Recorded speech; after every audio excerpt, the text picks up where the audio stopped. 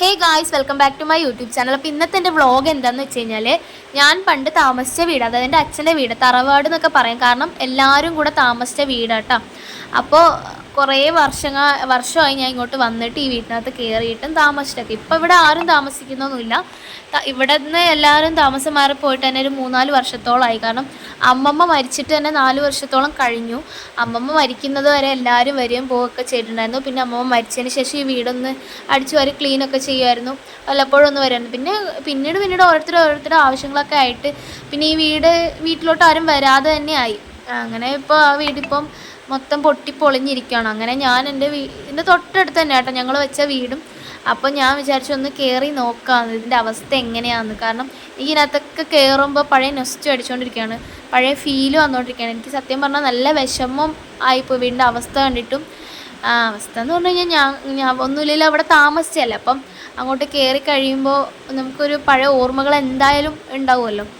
അപ്പോൾ മൊത്തം ചെതലിൻ്റെ പുറ്റാട്ടോ, ചെതലിൻ്റെ കൂട് മൊത്തം ആണ് അവിടെ. പിന്നെ അതുപോലെ പാമ്പിൻ്റെ ഉപ്പിലി എന്നൊക്കെ പറയും, പാമ്പിൻ്റെ തൊലിയൊക്കെ ഉണ്ട് അവിടെ. പിന്നെ കാണുന്ന എൻ്റെ അനിയനാട്ടോ, അവനാണ് ക്യാമറമാൻ. അങ്ങനെ ഇതാണ് അടുക്കള വരുന്നത്. അടുക്കളയെല്ലാം എല്ലാ സംഭവവും മൊത്തത്തിൽ പൊട്ടിപ്പൊളിഞ്ഞിട്ടുണ്ട്. ഓടെല്ലാം പൊട്ടിപ്പൊളിഞ്ഞ് വീണിട്ടുണ്ട്. ഇവിടെയൊക്കെ കയറുമ്പോൾ സത്യം പറഞ്ഞു കഴിഞ്ഞാൽ പഴയതൊക്കെ ഓർമ്മ വന്നുകൊണ്ടിരിക്കുകയാണ്.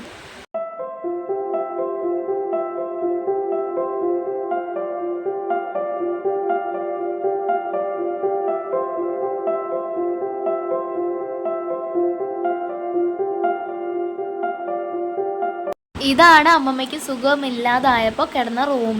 അപ്പുറത്തെ റൂമിലും കിടന്നിട്ടുണ്ടായിരുന്നു. പിന്നെ അത്രയും പറ്റാതായപ്പോൾ, അതായത് ബാത്റൂമിലൊന്നും അത്യാവശ്യം കുറച്ചൊക്കെ നടക്കാൻ പറ്റും, പക്ഷേ അധികം ദൂരം നടക്കാൻ പറ്റുന്ന സമയത്ത് ബാത്റൂം, നമ്മുടെ വീട്ടിലെ ബാത്റൂം എന്ന് പറഞ്ഞാൽ കുറച്ച് ദൂരമാണ്. അതായത് വീടിനേക്കാളും കുറച്ചും കൂടെ ഒരു നടക്കാനുണ്ട് ഫ്രണ്ടിലോട്ട്. അപ്പോൾ അങ്ങനെ നടക്കാൻ പറ്റാതെ വന്നപ്പോൾ അമ്മമ്മയ്ക്ക് സെപ്പറേറ്റ് ആയിട്ട് ഇവിടെ അറ്റാച്ച്ഡ് ബാത്റൂം ഉണ്ടാക്കി കൊടുത്തിട്ടാണ്.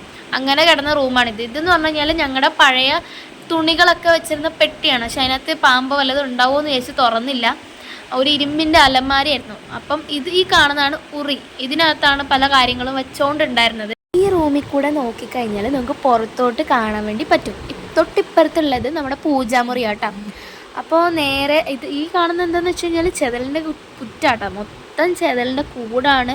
ആ വീട് നിറച്ചും.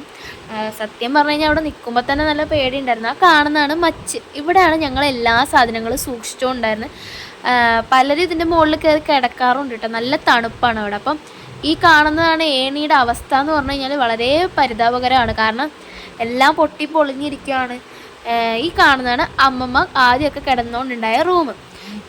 അത്യാവശ്യം നടക്കാനൊക്കെ പറ്റുന്ന സമയത്തൊക്കെ ഈ റൂമിലായിരുന്നു കിടന്നുകൊണ്ടായിരുന്നത്. ഇവിടെ കയറിയപ്പോൾ സത്യം പറഞ്ഞാൽ നല്ല വിഷമമായി. അമ്മമ്മേനെ നല്ലോണം മിസ് ചെയ്തു.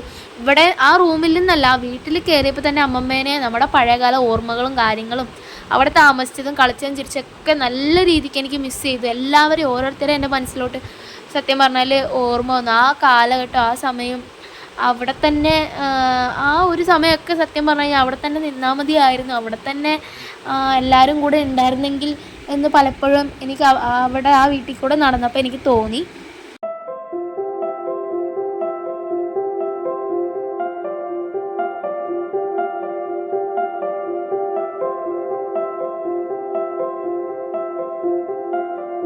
ഈ കാണുന്നതാണ് പൂജാമുറി. ഇതിനകത്ത് തന്നെയാണ് ഞങ്ങൾ കിടന്നുകൊണ്ടായത്. അതായത് ഈ സൈഡ് ഒരു കാർബോർഡ് പോലെ വെച്ച് സെപ്പറേറ്റ് ഒരു റൂമാക്കി അവിടെ ഇതിനകത്ത് ഞങ്ങൾ താമസിച്ചുകൊണ്ടായത്.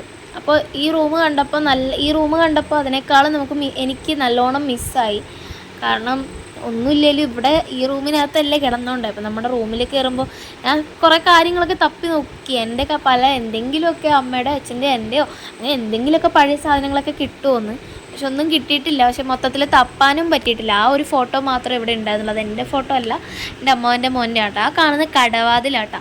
അതിൻ്റെ സൗണ്ട് കേട്ടപ്പോൾ തന്നെ അവിടെ നിന്ന് പെട്ടെന്ന് സ്കൂട്ടാവാമെന്ന് വിചാരിച്ചു.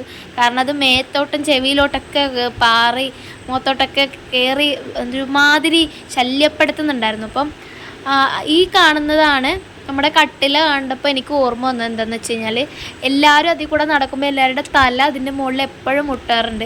എല്ലാവർക്കും അറിയാം എന്തായാലും മുട്ടുന്നു. പക്ഷെ നടക്കുമ്പോൾ ആ ഒരു ഫ്ലോയിലങ്ങ് നടന്നു. അപ്പം ഈ ജനൽ കണ്ടപ്പോൾ എനിക്ക് ഓർമ്മ വന്നത് ജാലാത്തുമ്മ എന്നാണ് എല്ലാവരും പറഞ്ഞത്. പക്ഷേ എനിക്ക് അത് കണ്ടപ്പോൾ അങ്ങനെ പെട്ടെന്ന് എനിക്ക് ഓർമ്മ വന്നു. അപ്പോൾ ഇത്രയേ ഉള്ളൂ കേട്ടോ. എനിക്ക് ആ വീട്ടിൽ നിന്ന് ഇറങ്ങാൻ നേരം തോന്നിയത് പക്ഷേ എൻ്റെ കയ്യിൽ നല്ലൊരു എമൗണ്ട് ഉണ്ടായിരുന്നെങ്കിൽ ആ വീടിൽ നിന്ന് റിക്കവർ ചെയ്തെടുത്തേനെ. അതായത് അത്യാവശ്യം കാര്യങ്ങളൊക്കെ ചെയ്ത് വല്ലപ്പോഴും എല്ലാവരും കൂടെ ഫാമിലി മെമ്പേഴ്സൊക്കെ ഒന്ന് കൂടിയിരുന്നെങ്കിൽ എന്നെനിക്ക് തോന്നി. എനിക്ക് അങ്ങനെയാണ് അവിടെ ഇറങ്ങാൻ നേരം എനിക്ക് തോന്നിയത്. എല്ലാം ഒന്ന് ക്ലീൻ ചെയ്തിട്ട് എല്ലാം ഒന്ന് പഴയ പോലെ ഒന്ന് റെഡിയാക്കി എടുക്കാൻ പറ്റിയിരുന്നെങ്കിൽ എന്ന് എനിക്ക് തോന്നി. കാരണം എല്ലാ ഫാമിലി മെമ്പേഴ്സും എല്ലാവരും കൂടെ ആ വീട്ടിനകത്ത് കയറി ഫുഡൊക്കെ കഴിച്ച് ഒരു വല്ലപ്പോഴും ഒന്ന് കയറാൻ പറ്റിയിരുന്നെങ്കിൽ എന്നെനിക്ക് തോന്നി. കാരണം എല്ലാവരും കൂടെ ഒരു ഒത്തൊരുമയോടെ പഴയ ആ ഒരു മെമ്മറിയൊക്കെ ക്രിയേറ്റ് ചെയ്തെടുക്കാൻ പറ്റുന്നതിലും എല്ലാവരും കൂടെ ഒന്ന് കൂടുന്നതിലും സന്തോഷങ്ങൾ മാത്രമേ ഉള്ളൂ. അത് എല്ലാവർക്കും സന്തോഷം മാത്രമേ ഉണ്ടാവുള്ളൂ. അപ്പം ഇന്നേക്ക് ഇത്രയേ ഉള്ളൂ. അപ്പം എൻ്റെ വീഡിയോസ് കണ്ട് ഇഷ്ടപ്പെടുവാണെങ്കിൽ ലൈക്ക് സബ്സ്ക്രൈബ് ചെയ്യണേ.